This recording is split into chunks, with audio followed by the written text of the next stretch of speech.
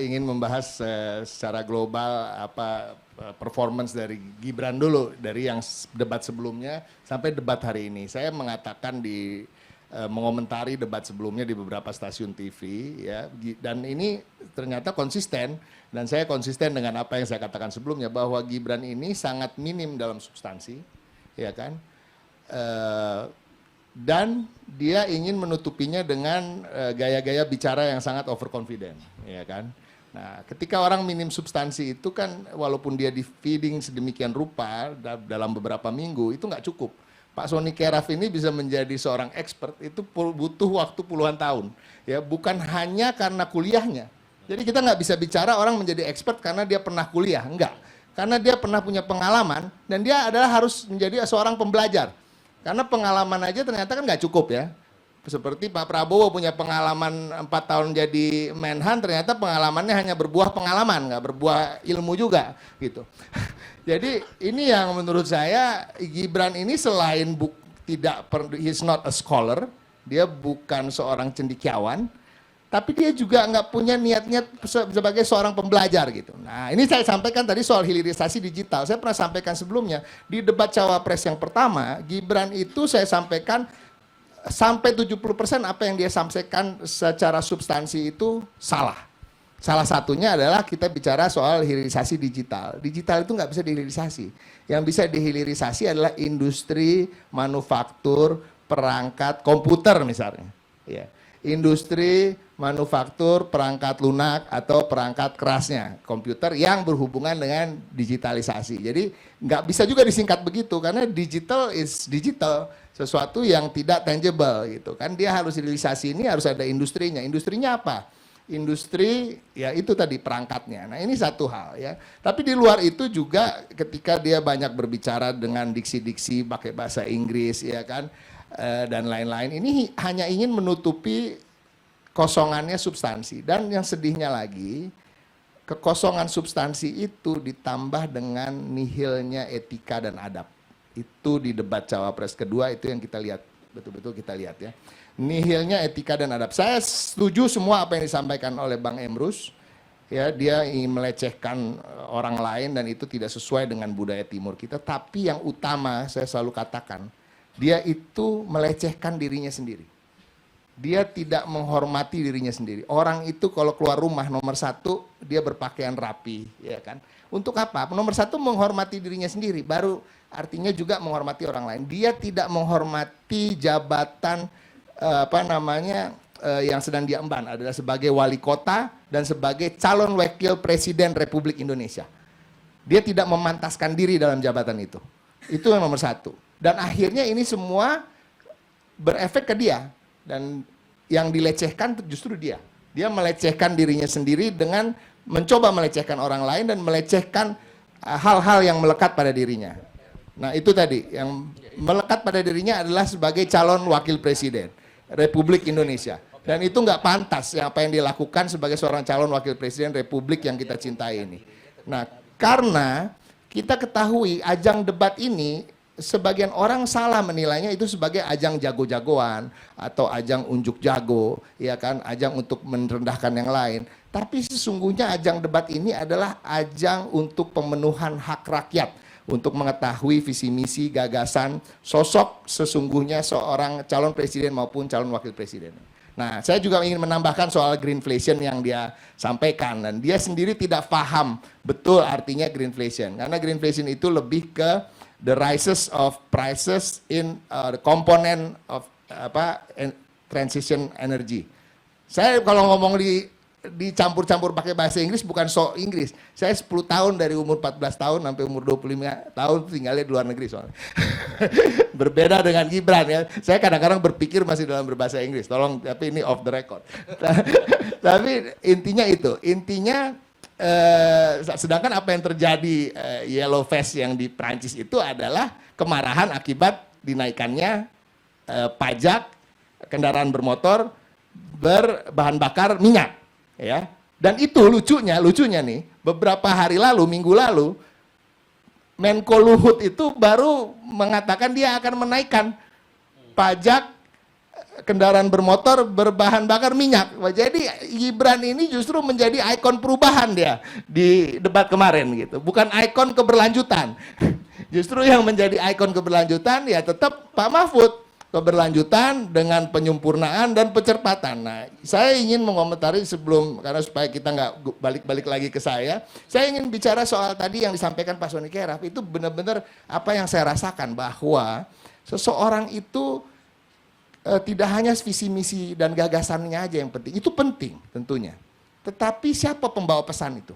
Who's the messenger? Itu berbeda dengan pesan WA. Pesan WA itu bisa dari handphone merek apa saja dan dia bobotnya sama isi pesannya. Tapi pesan dan janji seorang calon presiden atau calon wakil presiden itu sangat berbeda ketika dia siapa yang membawa pesan itu. Nah, rekam jejak itu penting, sejarah hidup itu penting.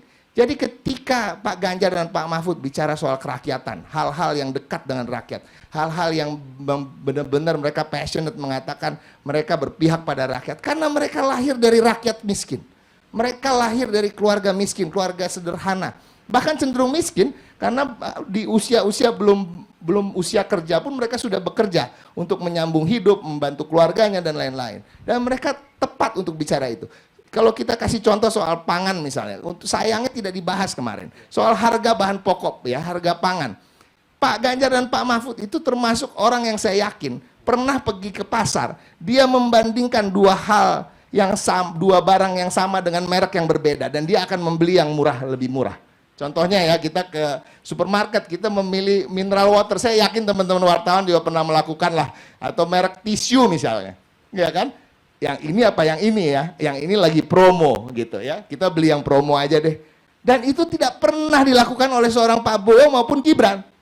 Jadi nggak ngerti dia hal-hal seperti itu. Bagaimana susahnya, dan itu terbukti dari semua substansi yang mereka sampaikan ketika debat capres mau cawapres.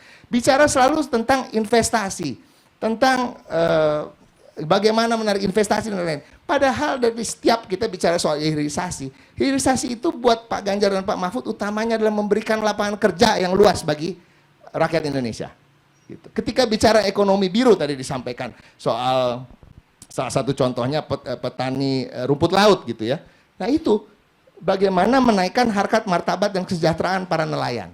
Gitu. Bicara soal ekonomi hijau, bicara untuk meningkatkan kesejahteraan petaninya. Itu yang selalu utama. Dan kembali lagi ke soal siapa pembawa visi misi dan gagasan ini, ketika bicara soal masyarakat adat, Pak Mahfud itu 2 kali dia membatalkan 2 undang-undang, atau yang satu hanya beberapa pasal dalam satu undang-undang terkait dengan hak-hak masyarakat adat.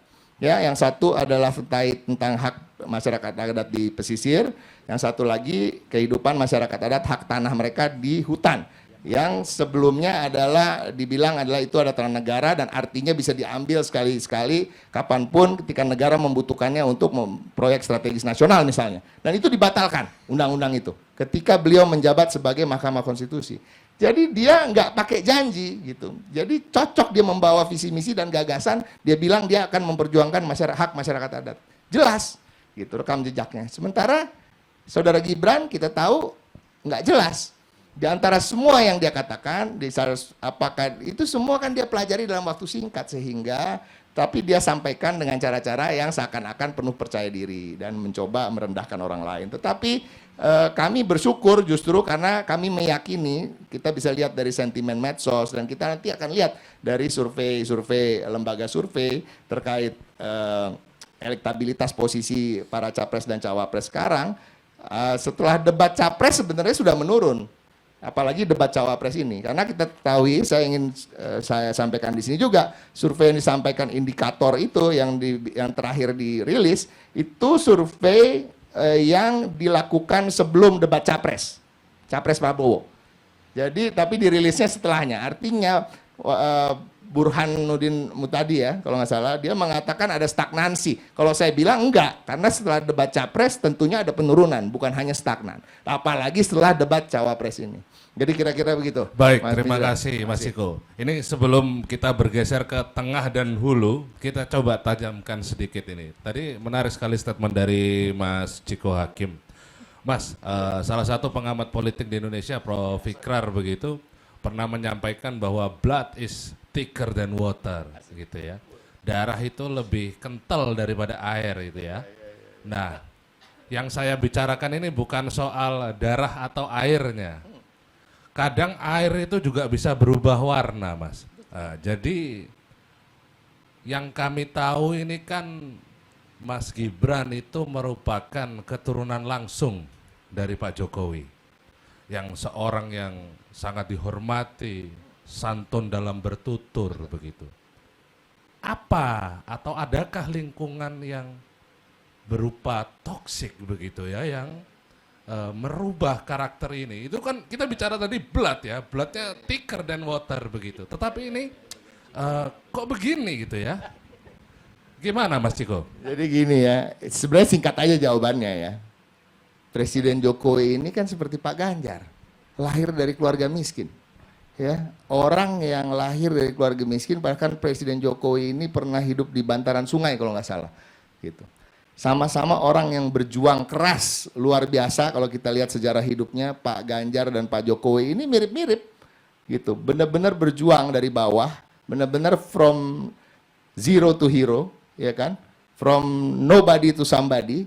Dan ini perjalanan yang luar biasa. Sementara Prabowo Gibran yang satu mantu presiden, yang satu terlahir jadi anak pengusaha mebel yang sudah kaya. Pak Jokowi itu kan pengusaha mebel kaya kan sebelum jadi presiden. Kaya raya loh, bukan nggak kaya raya gitu. Dan kemudian menjadi presiden, jadi wali kota, jadi gubernur, jadi presiden. Gibran ini lahir dengan istilahnya kalau dalam bahasa Inggris nih, silver spoon lah. Gitu. Disuapin dengan sendok makan perak gitu. Jadi beda bos. Jadi susah kita mengatakan jadi bahwa memang Gibran itu bukan Jokowi. Gibran itu justru lebih dekat dengan sosok Prabowo. Gitu. Dari sejarah kehidupannya tidak pernah susah. Saya yakin tidak pernah datang ke Indomaret atau Alfamart tadi membandingkan harga tisu lagi promo apa enggak, ya kan? Membandingkan harga Aqua atau Mineral, ya kan? Sorry nih sebut merek. Jadi memang ini yang nggak bisa diturunkan hal-hal seperti ini. Tidak semudah itu, karena pengalaman hidup itu nggak bisa dan tidak cukup kalau dicitrakan terus menjadi pengalaman hidupnya ditransfer gitu. Pengalaman hidup Pak Sony itu nggak bisa diceritakan ke saya terus saya menjadi oh saya mengerti lah, saya paham betul gitu hidup seperti itu, nggak bisa gitu. Sama juga sebaliknya. Nah ini yang kita lihat justru masyarakat kalau ingin keberlanjutan, ya kita bisa lihat sosok mana, sosok karakter kepemimpinan seperti apa, yang punya sejarah hidup seperti apa, kedekatan dengan rakyatnya seperti apa, ya kan? Itu ya bisa dilihat sosok yang mana yang lebih menyerupai Pak Jokowi misalnya, gitu. Ya kira-kira begitu, Pak. Baik, betul. Kalau kita adu kesederhanaan tentu kita semua tampaknya lebih menang begitu ya. Kan sebagai seorang yang kaya raya itu nggak ngerti rasanya sabun batangan ada rambutnya tuh nggak ngerti itu. Tuh. Kemudian kalau sampo agak habis dikasih air nggak ngerti dia ada trik-trik seperti itu begitu.